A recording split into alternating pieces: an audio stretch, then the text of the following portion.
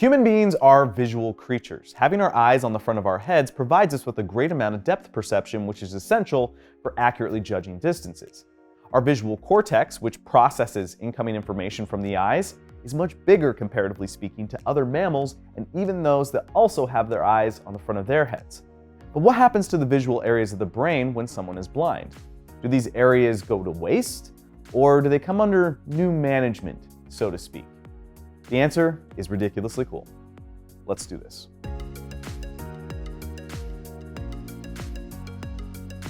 Let's start this video with a real quick activity that you can do right here and now, and that's understanding your fields of view.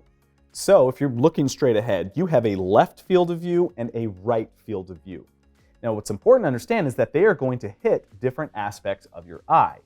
So your right field of view is actually going to come at an angle and hit the left side of your left eye and the left side of your right eye. And then the exact opposite happens with the left field of view. It hits the right side of your left eye and the right side of your right eye. Now they're going to overlap in the center, and we call that area binocular vision. Now this is where you get that greater sense of depth perception, but it's not like it's all of your depth perception. If you go ahead and cover one of your eyes, you're still going to be able to determine distance, but as soon as you remove that hand, you're going to be able to do that with just greater accuracy. Now what's going to happen is photons within the visual light spectrum are going to hit the back of your eye in a photoreceptive area called the retina. The retina is loaded with different types of cells, but the two that are most important to us are going to be rods and cones. Rods detect low light sensitivity, while cones detect color. And what they're going to do is work with various other cells inside of the retina to change the photon information into a language that the brain can understand. I often do this thought experiment with my students. If I was super rude and I removed part of the skull and then shined a flashlight on someone's brain, I ask, would they be able to see the light? Now the answer is an obvious no, and that's because the brain doesn't have the tools necessary to process photons as they are. Instead, it needs to be transduced. It needs to be changed. So what'll happen in the retina is it'll work with other cells to change that information into sodium, potassium, neurotransmitters, the language of the brain. Then what'll happen is that signal will leave the retina and go through the optic nerves. So you're going to have a right and a left optic nerve. It's kind of interesting to think about that your eyes are actual extensions of your brain. Right? The brain grew out these neurological tissues and then surrounded it in fluids and muscle and connective tissue and then attached muscles to it so they can move around, and it does that so the brain can see what's around it. So the information is going to go from that right and left optic nerve, and then those are going to combine into what's known as the optic chiasm. From there, it's going to once again split into the optic tracts. You're going to have a right and a left optic tract, and that is then going to go deeper into the brain to an area called the thalamus, but specifically inside of there is something called the lateral geniculate nucleus, or the LGN. Now, this is a multiple layered area that very specific trackways of neurons coming from the retina will attach into, and there is some visual processing here, but not that much. That information will then leave the LGN and go to the back of the brain in the occipital lobe to what's known as the visual cortex. Now, the visual cortex has 5 different sublayers to it. We call it V1, V2, V3, all the way up to V5. Now, V1 is also known as the primary visual cortex, or the striate area. And this is the only area that's actually identifiable with the naked eye. The others need to be understood through a microscope. But what's going to happen is there's a gap in the brain tissue called a sulcus. This is called the calcarine sulcus or calcarine fissure. Bordering that fissure is going to be the primary visual cortex. So when the information gets to that V1, V1 will then speak to V2, which will speak to V3, to V4, to V5, and all of these will work together to put and process all that information together so that you are then seeing information. So what I want to do now is discuss what happens when blindness starts to interfere with this visual pathway and how the brain will respond. But real quick, I want to thank the sponsor of today's video, Athletic Greens. Athletic Greens is a nutritional company that makes a nutritional drink, AG1, which is far more than just a greens drink and has become a morning staple for me. AG1 has 75 different ingredients, which includes vitamins, minerals, superfoods, probiotics, and adaptogens. It's completely replaced my daily multivitamin, but the thing I'm most excited about are the phytonutrients that are essential to help maintain a healthy gut microbiota. As longtime viewers of this channel will know, I am completely obsessed with the gut microbiota and overall microbiome. These little bacteria, fungi, and viruses that live outside and inside of us are contributing in ways that the scientific and medical community are still figuring out in terms of overall human health. So for me, I view AG1 as just pure fuel for this microbial ecosystem. All you do is take 1 scoop and add it to 8 ounces of water, and then you're gonna shake vigorously. Now listen here, folks, this to me is the most important step. You have to shake it as vigorously as you possibly can. I mean, not really, it's not like that's in the instructions, but it makes me happy inside. And then from there, you're just gonna carry on with your day. Look, I'm the type of person that is all about effortless daily habits. So knowing that an essential part of my daily nutrition has been taken care of each and every morning is a huge weight off my back.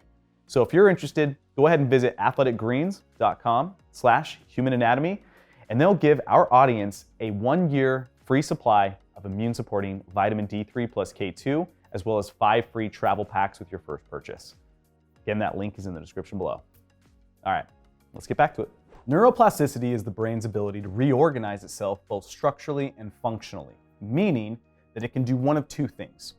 You can either increase or decrease the amount of receptors on neurons that bind to neurotransmitters, so like dopamine or serotonin, or you can either strengthen or weaken the physical synapse itself. Now, a synapse is the connection between 2 different neurons, and it's where they communicate. So an example I like to give about this is, let's say you learned an instrument as a child, but then you stopped playing that instrument and never played it for the rest of your life. Your brain isn't going to prioritize that synaptic pathway. So what's going to happen over time is there are going to be less receptors to bind to neurotransmitters on it, and then eventually, physically, the synapse is going to weaken and possibly detach, or just start to convey different information. But if you were to continue playing that instrument, then you're going to see an increase of receptors in the neurons at that synaptic location, and the synapse itself is going to physically become a stronger connection. Now, it's important to understand that not all blindness is the same. So for instance, maybe you have cortical blindness, which is where there's some kind of damage or issue with the visual cortex and its ability to process visual information, but the rest of the visual pathway is intact. Or maybe you had, let's say, a brain tumor that affected some part of the retina or an optic nerve, or maybe the optic chiasm or one of the optic tracts. And depending on where it is, that's going to manifest different types of blindness, meaning that the brain would have to reorganize itself differently depending on the type of blindness. And in my understanding, we don't yet quite understand it well enough to say, oh, you have this type of blindness, this is how the brain reorganizes itself. Instead, we just have a more general understanding of how the brain reorganizes itself in response to all types of blindness. Now, it's also important to understand that the age that someone goes blind matters tremendously. So if you're a full-grown adult when the blindness occurs, well, we're probably not going to see many neuroplastic changes in the brain. Now, that doesn't mean that they don't happen.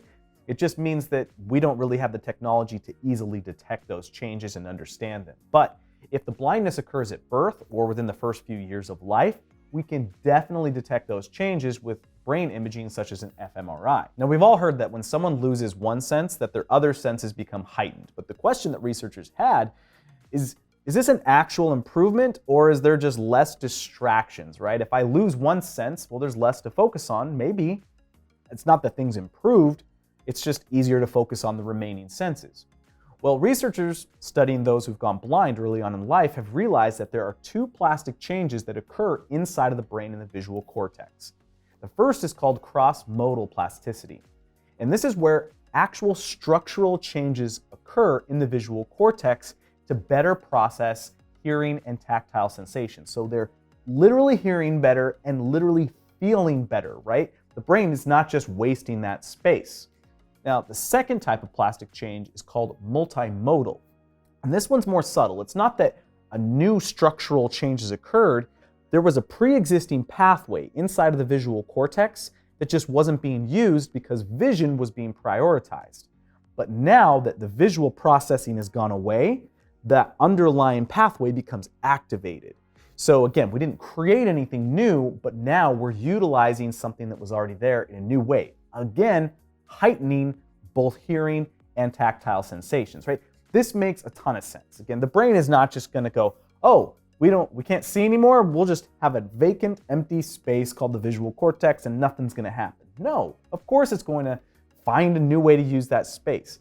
The body is very much, if you don't use it, you lose it. And the same goes for the brain. But since the brain is such an important aspect of who we are, the The body is gonna find a way to make that work, no doubt. Thanks for watching, everybody. I hope you enjoyed today's episode. Be sure to click the link in the description below, and that way you can supercharge your day just like I do with AG1.